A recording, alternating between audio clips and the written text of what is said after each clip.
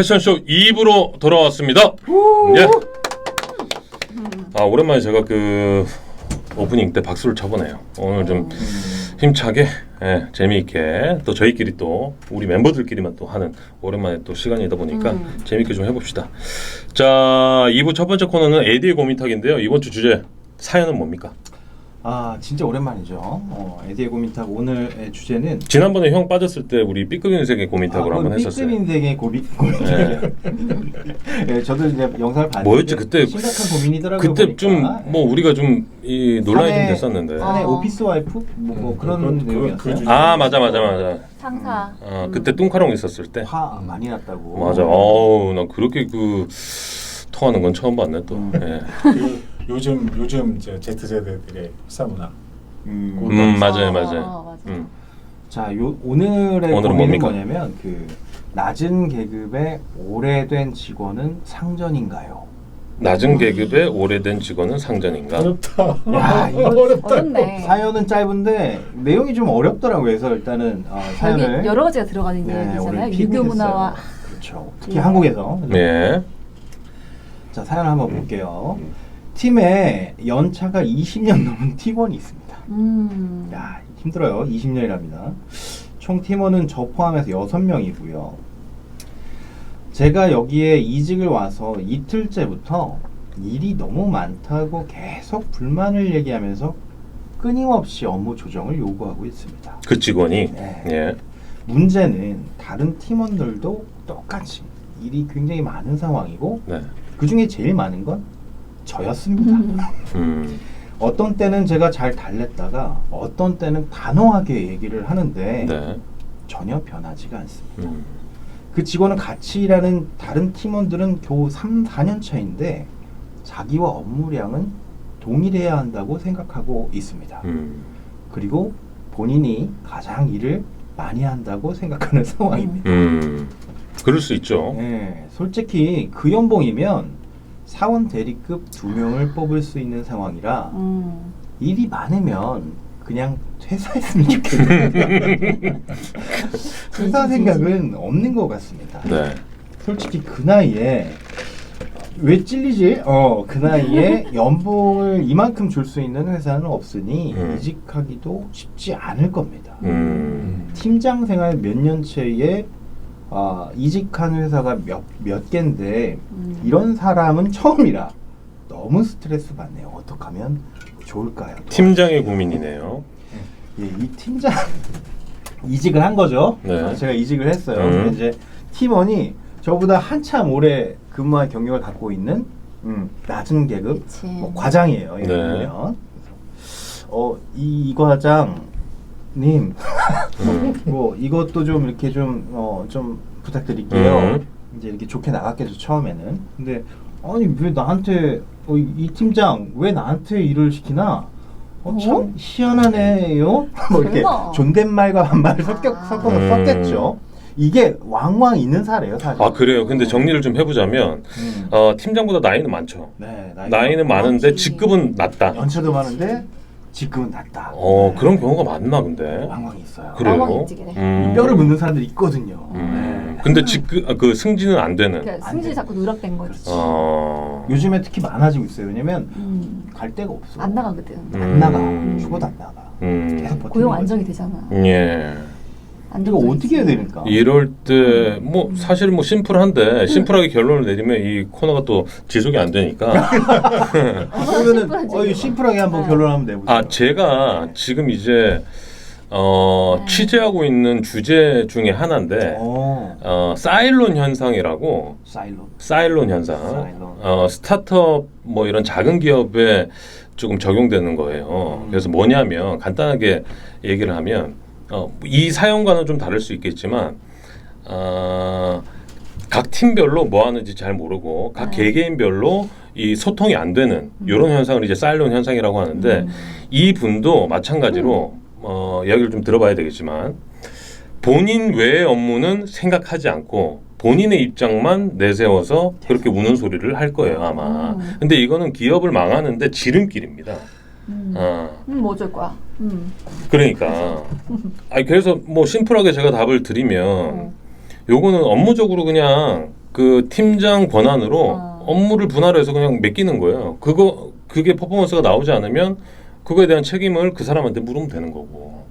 근데 20년이나 된 사람이면 그런 걸 한두 그래. 번 경험했겠어? 아니, 그러니까. 다 피해 갔겠지. 사실 피해 갔지만 그걸로 계속 우리가 뭐 배려를 해줄 생각이 없잖아요. 지금 팀장은 고민이 되니까. 뭐 고민하다가 여기에 이렇게 올렸겠죠. 그러니까 업무적으로만 그냥 접근하는 거예요.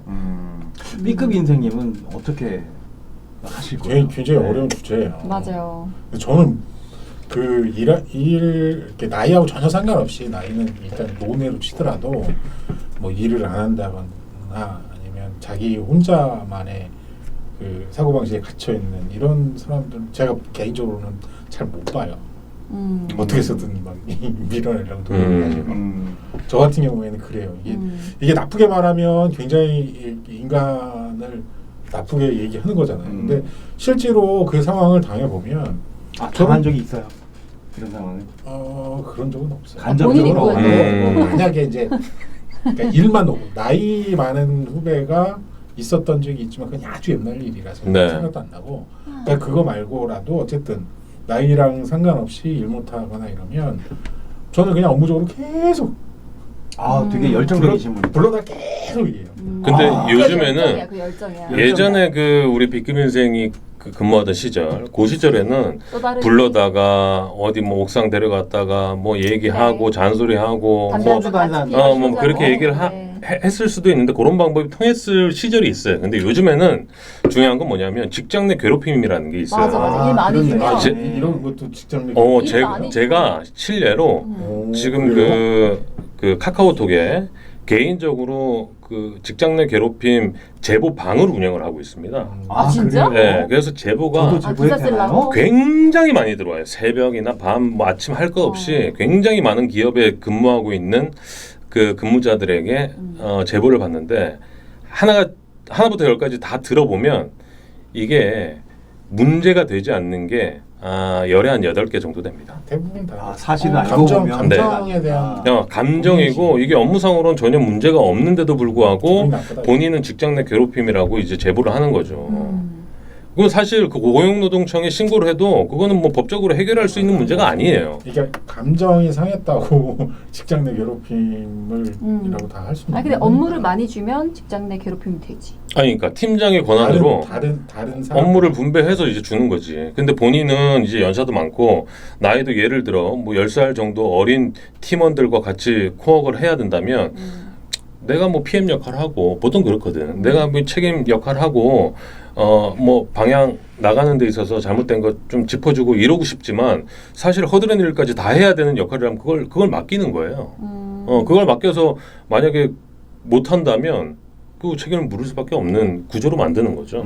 사실 그게 심플해요. 구조적으로 책임을 질 수 있는 일을 부여한다. 그래서 그렇죠. 이겨내면 뭐 자기가 잘한 거고 못하면 물러나게 만드는 건데 해고도 요즘에 좀 어려우니까 그치. 그런 고민이 좀 있네요. 어때요? 저한테 물어본다고요? 회사 생활도 안 해봤는데? 그러니까 안 해본 입장에서는 어떨 것 같아요? 아니, 프리 대 프리로 이게 좀 애매하게. 네, 프리랜서는 저는- 또 좀 그러니까. 네. 내가 회사 안 다녀봤으니까 상상해서 얘기해 볼게요. 우선은 유교문화가 난 계속 걸릴 것 같아. 걸릴 것 같고 그리고 그분이 월급 루팡이잖아요. 뭐 그래 밑에 사람이 보일 수도 보면 있죠. 그렇게 보일 수도 있겠네. 단정하지 마세요. 쏘리 죄송합니다. 월급 루팡일 수 있잖아. 월급 루팡은 또 많잖아요. 약간 난 눈 감을 수도 있을 것 같아. 내가 편하려고. 팀장이 그럴 수도 입장에서 있겠다. 아, 월급 내가 루팡 편하려고. 많잖아. 이 사람 그냥 말고도 포기하는 거. 다른 방향으로 많잖아요. 찔려버렸어. 내가 답변하려고. 그래서 포기 월급 루팡이구나 하거나. 근데 또 그 당사자는 생각해봐요. 그 당사자 입장에 생각해봐. 20년 된 사람. 그래 막말로 직급도 안 올라갔는데 같은 회사 다니면서 이직도 어려운데 어떻게 나가? 있어야 되잖아. 근데 새파란 후배들은 일을 잘해 빨리 배워. 근데 나는 이제 엑셀 배우고 너무 옛날 얘기인가? 이제 엑셀도 안 익숙하고 맞아. 느려. 또 일 안 해줄 수 없어. 이거 어떻게 해야 돼 그럼? 그러니까 어떻게? 근데 나보다 나이가 어린데 팀장으로 와서 나를 좀 다잡겠다고 이런 뭐 말이나 행동이나 이런 걸 좀 보여주면 굉장히 좀 속상하죠. 근데 난 약간 태도의 문제가 많이 보일 것 같아요. 저는 네. 사람들 대할 때 상대방의 태도에 되게 예민하거든요. 맞아요. 네. 네. 그러니까 뭐 하여튼 왜 같은 상황이어도 그런 거 있잖아요. 태도. 그러니까 이 사람도 만약에 팀장이잖아. 어쨌든 자기가 부하 직원이잖아. 근데 내가 진짜 일을 주는데 빨리 못 쳐내서 이렇다 이런 상황을 보여주고 배우는 게 느리다 이런 상황을 보여주면 그것도 사람이라서 결국에는 네. 좀 봐주거나 업무에서 조금 줄여주거나 봐주거나 시간을 더 주거나 뭐 그럴 수 있을 것 같아. 근데 약간 대드는 느낌으로 나 20년이야. 아니 왜 나한테 업무를 많이 줘? 뭐야 얘? 뭐 이런 왜 느낌으로. 나한테 왜 많이 주냐 너는? 다른 직원들 주고 내가 지금 짬밥이 얼마인데 이러면 못 봐줄 거. 그렇지. 난 좀 그런 맞아. 사람. 애티튜드의 문제가 될 수도 있어요. 뭐 그럴 것 같아요. 저도 그럴 것 같지만 이제 바가나가 이제 조언을 잘해주셨는데 저는 사실은 어떻게 하려고 했었냐면 일에서 다 배제시켜 버리면서 계속 땅 끝까지 밀어버리는 거지. 그것도 이게 진짜 옛날 스타일이거든. 옛날 스타일이야. 야, 너 일 하지 마. 그러니까. 어디 나가지 말고 저 책상에만 앉아 있어 그냥. 나랑 다르잖아. 난 눈을 감는다라고 했고 업무에서 배제시킨다. 5분에 한 번씩 마우스 사실 흔들어야 돼. 사무직이만의 이런 업종에서는 이런 사례가 별로 없지만 생산직에서는 사실 이런 게 상당히 많을 수 있어요. 그럴 수 있겠다. 농장이나 생산직. 이런 데들은 고졸 출신의 오래된 하긴 이분이 어떤 일을 전문 하시는 공 이런 분이 사람들은 충분히 있을 수 있는. 근데 그렇죠. 팀장으로 이제 사무실에서 이렇게 내려오는 사람도 많을 테니까. 공감 현장까지. 근데 근데 그런 어쩔 상황에서는 뻔했죠. 솔직히 이게 만약에 지금 상황을 사무직에 동일한 그런 게 아니라 그러니까 뭐 현장에서 일하는 사람에서 위에서 사무직이 내려와서 이런 것들을 했다. 만약에 이렇다면 갖고 놀겠네. 그렇지 이제 갖고 그 놀겠어. 팀장을 갖고 놀겠지. 현장에 그렇죠. 있는 그 오래된 직무가 좀 다르면 그럴 수 있죠. 사람이 현대차가 확 떠오르면서 아니 근데 생산 라인이 확 지나가면서 일 예로 제가 요것만 좀 설명을 드리면 제가 예전에 그런 경우가 한 번 있었어요. 제가 이제 팀을 맡고 있는데 기자 직무 말고 다른 직무도 저희 팀에 있을 수 있잖아요. 근데 그분이 이제 나이가 저보다 한 10살 정도 많았어요. 많았는데 이분의 별명이 투덜이었어요. 투덜. 그래. 뭐만 하면 투덜인 거야. 뭐만 하면 그냥 투덜. 혹시 내가 아는 사람인가? 내 주변에도 있는데. 아니 그러니까 투덜 뭐가 어떻고 저떻고 뭐 너무 일이 아프고 발목이 아프고 뭐 이런 말만 하는 거야. 근데 문제가 뭐였냐면 이 일과 시간에 해야 할 일을 집에 가서 한단 말이죠. 집에 가서 하면 야근 수당을 올려요. 집에 가서 하는데? 집에 가서 올리는 집에 거. 가서 어떻게 하나요?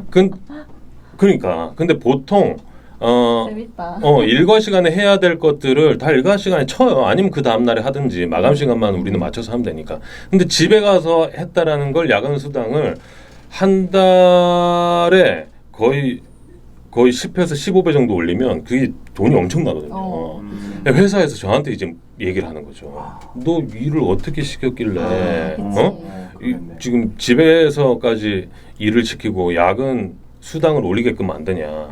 제가 그걸 얘기를 해도 난 집에서 했다 이거예요. 증거는 없어. 그죠? 그게 미치는 거예요. 그러니까 업무량을 딱 정해주는 거죠. 시간과 업무량을 정해줘서 그게 방법입니다. 자기 중심적으로 일하는 사람도 너무 힘들어요. 남들에게는 투덜거리면서 자기 중심과 자기 생각은 확고해.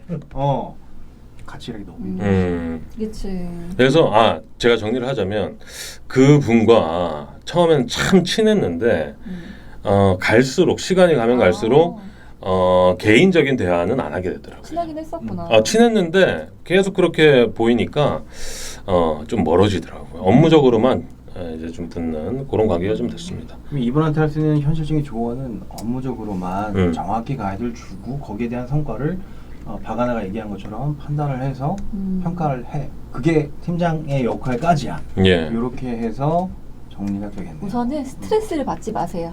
스트레스 받고 있을 것 같아. 보고 있으면 계속 아니, 스트레스 근데 받을 거야. 그냥 이렇게 흘러가는 것만 보고 보면 20년의 그런 것들을 견뎌냈다는 사람은 보통 아니거든요. 웬만한 내공은 다 갖췄다는 뜻이 되니까 그런 사람 보면서 내가 스트레스 그 받는 사람에게 전투력을 낭비할 필요는 없다. 낭비할 필요는 전혀 없어 보여요. 그냥 있는 그대로 인정을 하든지 아니면 모른 척 하든지 그치. 그것도 생활의 한 방법이죠. 그게 제일 편하긴 하죠. 편하게 알겠습니다. 뭐 결정이 났습니까? 뭐 이렇게 하시면 될 것 같아요. 예. 예, 강엽 씨 말 듣는 걸로 그렇게 좀 정리를 할게요. 예, 우리 바가나 말처럼 너무 스트레스 받지 마세요. 이거 말고도 받을 일이 너무 많잖아요, 우리는. 예, 에디오 고민탁 다음번에는 주제를 좀 말랑말랑하고 재밌는 걸로 좀 부탁드릴게요. 제일 심각한 걸 뽑아오느라고. 이런 건 하지 마. 가장 좋은 건 지난번처럼 썸 타는 거. 그런 거는 너무나도 많죠. 아니 우리 멤버들이 좀 이 감론을박 할 수 있는 이런 주제, 이런 주제가 좀 필요합니다. 알겠습니다. 알겠습니다. 에디오 고민탁 여기까지였습니다.